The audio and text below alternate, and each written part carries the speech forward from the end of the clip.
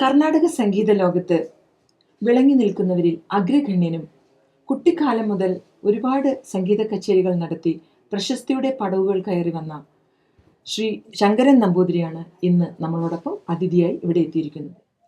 Shri Sankaran Namboothiri, Bharat T വിയിലേക്ക് നിങ്ങൾക്ക് പ്രത്യേകം സ്വാഗതം. എല്ലാ ഭാരത് ടി വി പ്രേക്ഷകർക്കും എൻ്റെ വിനീതമായ ആശംസകൾ. ശ്രീ ശങ്കരൻ നമ്പൂതിരി, ഓസ്ട്രേലിയയിലേക്കുള്ള ഈ വരവ് ആദ്യത്തെ വരവാണോ, അല്ല ഇതിനു മുമ്പും വന്നിട്ടുണ്ടോ, എങ്ങനെയാ? അല്ല, എൻ്റെ മൂന്നാമത്തെ പ്രാവശ്യമാണ് ഞാനിവിടെ വരുന്നത്. ഓസ്ട്രേലിയ മൂന്നാമത്തെ എൻ്റെ ടൂറാണിത്. ഒന്ന് 2001 വന്നത്, പിന്നെ കഴിഞ്ഞ വർഷം വന്നു, 2014 വന്നു, ഇത് 2015. ഓസ്ട്രേലിയയിലല്ലാതെ വേറെ ഏതൊക്കെ രാജ്യങ്ങളിലാണ് പോയിരിക്കുന്നത്? ഓസ്ട്രേലിയയിലുണ്ട്, US, അമേരിക്കയിൽ ഞാൻ 11 വർഷം തുടർച്ചയായിട്ട് സംഗീത കച്ചേരികൾ നടത്തി. ഗൾഫിലാണെങ്കിൽ ഏതാണ്ട് ഒരു 20 വർഷത്തോളം തുടർച്ചയായിട്ട് പ്രോഗ്രാം ചെയ്തിട്ടുണ്ട്. 20 പ്രാവശ്യം പോയിട്ടുണ്ട്. പിന്നെ ഗൾഫ് എന്ന് പറഞ്ഞാൽ എല്ലാം ഉണ്ട്. കുവൈറ്റ്, ദുബായ്, അബുദാബി, എല്ലാ സ്ഥലങ്ങളും ഉണ്ട്. ഷാർജ, പിന്നെ ഒമാൻ, അങ്ങനെ എല്ലാ സ്ഥലങ്ങളും, ബഹ്റൈൻ, അങ്ങനെ. പിന്നെ കെനിയയിൽ ഞാൻ 2 പ്രാവശ്യം പ്രോഗ്രാം ചെയ്തിട്ടുണ്ട്. സിംഗപ്പൂർ പ്രോഗ്രാം ചെയ്തിട്ടുണ്ട്.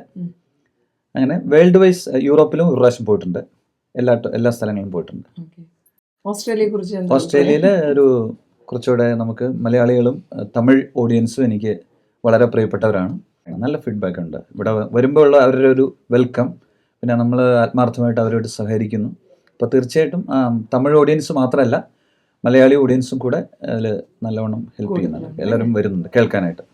മുൻകാലങ്ങളെ അപേക്ഷിച്ച് പ്രത്യേകിച്ചും ശാസ്ത്രീയ സംഗീത ലോകത്ത് ഒരുപാട് മാറ്റങ്ങൾ വന്നിട്ടുണ്ട്. അതേക്കുറിച്ച് താങ്കളുടെ അഭിപ്രായം എന്താണ്? ഇപ്പോൾ കാലഘട്ടത്തിനനുസരിച്ച് വളരെയധികം മാറിക്കഴിഞ്ഞു. പ്രത്യേകിച്ച് ചാനലുകളും നമ്മുടെ നാട്ടിൽ സിനിമ, സംഗീതവും എല്ലാം കൂടെ നമുക്ക് ക്ലാസിക്കൽ മ്യൂസിക്കിന് ഒരു പ്രത്യേക ഒരു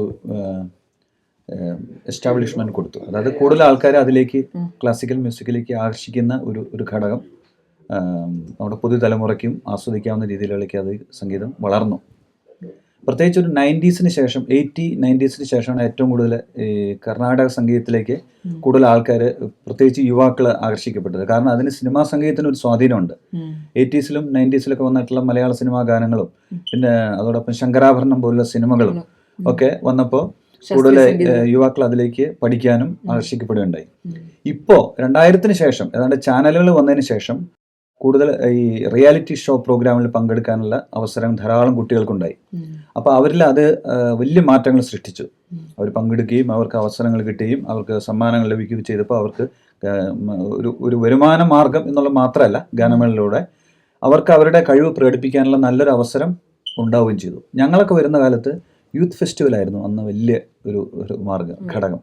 അന്ന് സംസ്ഥാന സ്കൂൾ ഫെസ്റ്റിവലിൽ 4 വർഷം എനിക്ക് 1ാം സ്ഥാനം കിട്ടി. അപ്പോൾ അത് പത്രത്തിലൊക്കെ വന്നു. അതാണ് ഞങ്ങൾക്ക് കിട്ടിയ അന്നത്തെ ഒരു വലിയ ബൂസ്റ്റ്. അതെ, ഇപ്പോൾ ആ സ്ഥാനം റിയാലിറ്റി ഷോയ്ക്ക് കിട്ടിക്കഴിഞ്ഞു.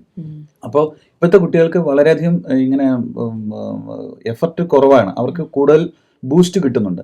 അത് അവർ ശരിക്കും യൂസ് ചെയ്യണമെന്നാണ് എനിക്ക് തോന്നുന്നത്. അപ്പോൾ ചാനലുകൾക്ക് പ്രത്യേകിച്ച് നമ്മുടെ സംഗീതത്തെ വളർത്താനും തളർത്താനും ഒക്കെ ഇപ്പോൾ കഴിയുന്നുണ്ട്. സിനിമാ സംഗീതത്തിലെ പോലെ തന്നെ കർണാടക സംഗീതത്തെ വളർത്താൻ ചാനലുകൾക്കും കഴിയും. ഇപ്പൊ ചാനലുകളിൽ നല്ലോണം കച്ചേരികളൊക്കെ ഇട്ടുകൊണ്ടിരിക്കുകയാണ്. ഇപ്പൊ തിരുപ്പതി ചാനൽ, TTD ചാനലുണ്ട്, നമ്മുടെ അമൃത ചാനലുണ്ട്, പൊതികൈ എന്ന് പറഞ്ഞിട്ട് തമിഴ്നാട്ടില് DD4 ഒക്കെ ഉണ്ട്. അങ്ങനെയുള്ള ചാനലുകളൊക്കെ സംഗീതത്തിന് നല്ലോണം ഇത് പ്രൊമോട്ട് ചെയ്യുന്നുണ്ട്. ചന്ദന കന്നഡയില്, അങ്ങനെ ധാരാളം നല്ല തെലുങ്കു, അതുമല്ല തെലുങ്കു TV ഓൾസോ. യൂട്യൂബിൽ ധാരാളം കോൺസെപ്റ്റുകൾ വരുന്നതൊക്കെ വളരെ ഹെൽപ്പിംഗ് ആണ്. അപ്പൊ അന്നത്തെ റേഡിയോയുടെ സ്ഥാനമാണ് ഇപ്പോൾ TV ഏറ്റെടുത്തിരിക്കുന്നത്. പക്ഷെ ഇപ്പോഴും സിനിമയിൽ അതിൻ്റെതായ ഒരു പകിട്ടുണ്ട്. സിനിമയിൽ പാടുക അല്ലെങ്കിൽ കുറച്ച് പോപ്പുലർ ആവാന്ന് പറഞ്ഞാൽ അതിന് അതിൻ്റെതായ ഒരു ക്രെഡിറ്റ് ഉണ്ട്. അതെ, ഈ കാലഘട്ടത്തിൽ ശുദ്ധ സംഗീതത്തിന് വളരെയധികം പ്രസക്തിയില്ല എന്നൊരു അഭിപ്രായം പൊതുവെ വരുന്നുണ്ട്. സാറിൻ്റെ അഭിപ്രായം എന്താണ്? അങ്ങനെയൊന്നുമില്ല. പണ്ടത്തെ കാലത്തെന്ന് പറഞ്ഞാൽ ഒരു 60-70 കാലഘട്ടങ്ങൾ, എങ്ങനെ വെച്ചാൽ 50 കാലഘട്ടങ്ങളിലൊക്കെ കച്ചേരികൾ 3-4 മണിക്കൂറൊക്കെ ഉണ്ടാവുമായിരുന്നു. അരൈക്കുടി, GNB, അങ്ങനെയുള്ള മഹാപ്രതിഭകൾ, ചെമ്പൈ സ്വാമി, ചെമ്മാങ്കുടി സ്വാമി, അവരൊക്കെ 4 മണിക്കൂറൊക്കെ പാടി. അന്നത്തെ ഓഡിയൻസ് അത് കേൾക്കാൻ ഇൻട്രസ്റ്റ് ഉണ്ടായിരുന്നു അവർക്ക്. അന്നത്തെ കാലത്ത് ഓഡിയൻസ് ഇരിക്കുമായിരുന്നു. പിന്നെ ആയപ്പോഴത്തേക്കും ഒരു 80s ഒക്കെ കഴിഞ്ഞപ്പോഴത്തേക്കും 90 ആയപ്പോഴത്തേക്കും ഓഡിയൻസിന് ഇരിക്കാനുള്ള സമയമില്ല. 2.5 മണിക്കൂർ 2 മണിക്കൂറിനുള്ളിൽ അധികം വേണ്ട എന്നുള്ള ആ ഒരു സ്ഥിതിയിലേക്ക് വന്നു. പക്ഷെ സംഗീതത്തിൻ്റെ വളർച്ച ശരിക്കും അന്നത്തെ പോലെ തന്നെ ഇപ്പോഴും നടക്കുന്നുണ്ട്.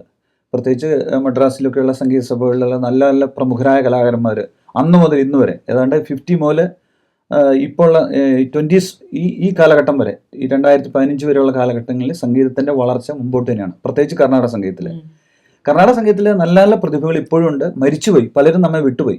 പ്രത്യേകിച്ച് പാലക്കാട് KV നാരായണസ്വാമി, ചെമ്മാങ്കുടി സ്വാമി, MS Subbalakshmi, DK Pattammal, DK Jayaraman, ഇവരൊക്കെ നമ്മളെ വിട്ടുപോയി. ഇപ്പൊ ഇനിയൊരു പുതിയ തലമുറ ഇപ്പോൾ വളർന്നുകൊണ്ടിരിക്കുന്നുണ്ട്. ഇപ്പോൾ ഉള്ളവരുണ്ട്, പഴയ ഒരു വലിയ പ്രതിഭകൾ ഇപ്പോഴും ജീവിച്ചിരിക്കുന്നവരുണ്ട്. അപ്പോൾ അവരുടെ സംഗീതത്തിലൂടെ നമ്മൾ ഇപ്പോഴും അത് മുമ്പോട്ട് തന്നെയാണ് പോയിക്കൊണ്ടിരിക്കുന്നതാണ് എനിക്ക് തോന്നുന്നത്. എൻ്റെ അഭിപ്രായത്തിൽ സംഗീതത്തിൻ്റെ വളർച്ച മുമ്പോട്ടായിട്ടാണ് തോന്നുന്നത്. അങ്ങനെ താഴത്തേക്ക് വരുന്നു എന്ന് എനിക്ക് തോന്നിയിട്ടില്ല. പക്ഷേ സിനിമയിൽ കൂടെ വരികയാണെങ്കിൽ ഈ പാട്ടുകളൊക്കെ പ്രത്യേകിച്ചും സിനിമയിൽ കൂടെ വരുമ്പോൾ ഉള്ള ആ ഒരു ജനകീയ മാധ്യമം എന്നുള്ളതിലേക്ക് സിനിമയ്ക്ക് ഒരു വലിയൊരു പ്രാധാന്യമുണ്ട്. ഈ സംഗീതം സാധാരണ ജനം, ഞാൻ പറഞ്ഞ പോലെ ശങ്കരാഭരണം അല്ലെങ്കിൽ ഭരതം, ഹിസൈനസ് അബ്ദുള്ളക്കെ പോലുള്ള പടങ്ങൾ സിനിമ വന്നത് പ്രത്യേകിച്ച് ജനങ്ങളുടെ ഒരു പുതിയൊരു മാറ്റം ഉണ്ടാക്കിയിട്ടുണ്ട്.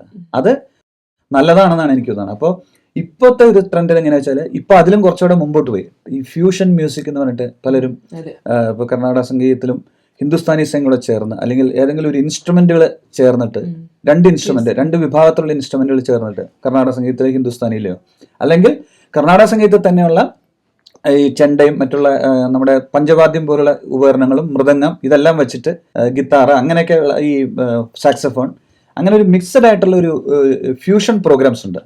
അപ്പോൾ അതും നല്ലതാണ്. അതും ധാരാളം നല്ല പ്രോഗ്രാംസുകൾ ബാലമുരളീകൃഷ്ണനും ഭീംസൻ ജോഷിയും ചേർന്നുള്ള ജുഗൽബന്ദിയില്ലേ, അതുപോലെയൊക്കെ നല്ല നല്ല പ്രോഗ്രാംസുകൾ ഇപ്പോഴും വരുന്നുണ്ട്. അതൊക്കെ സംഗീതത്തിന്റെ ഒരു ചേഞ്ചാണ്, അല്ലെങ്കിൽ ജനത്തിനൊരു ചേഞ്ചാണ്. അത് കേൾക്കുമ്പോൾ ഒരു സന്തോഷം, ഒരു പ്രത്യേക അവർക്ക് ചില പുതിയ ഇൻഫോർമേറ്റീവ് ആയിട്ടുള്ള പല അറിവുകളും അതിൽ നിന്ന് കിട്ടുന്നുണ്ട്. ഒരേ ശൈലിയാണ്, ബോറടിയാണ്. അപ്പൊ മാറ്റങ്ങൾ വന്നുകൊണ്ടിരിക്കുന്നുണ്ട്. എന്നാൽ ആ സമ്പ്രദായ ശുദ്ധി നഷ്ടപ്പെടുകയും ചെയ്യരുതെന്നാണ് എൻ്റെ അഭിപ്രായം. സമ്പ്രദായ ശുദ്ധി നിലനിർത്തിക്കൊണ്ട് തന്നെ ഫ്യൂഷനോ അങ്ങനെയുള്ള പുതിയ ചേഞ്ചുകളൊക്കെ വരുത്താം എന്നാണ് എൻ്റെ അഭിപ്രായം. അപ്പം മിക്സ് ചെയ്യണം രണ്ടും കൂടെ, പഴയ കാലത്തുള്ള മ്യൂസിക്കും ഇപ്പോഴത്തെ ട്രെൻഡിലുള്ള മ്യൂസിക്കും കൂടെ മിക്സ് ചെയ്ത് രണ്ടിൻ്റെയും നല്ല അംശങ്ങൾ എടുക്കുക എന്നുള്ളതാണ് ഞാൻ പറയുന്നത്. അത് ചെയ്യണമെന്നാണ് എൻ്റെ അഭിപ്രായം.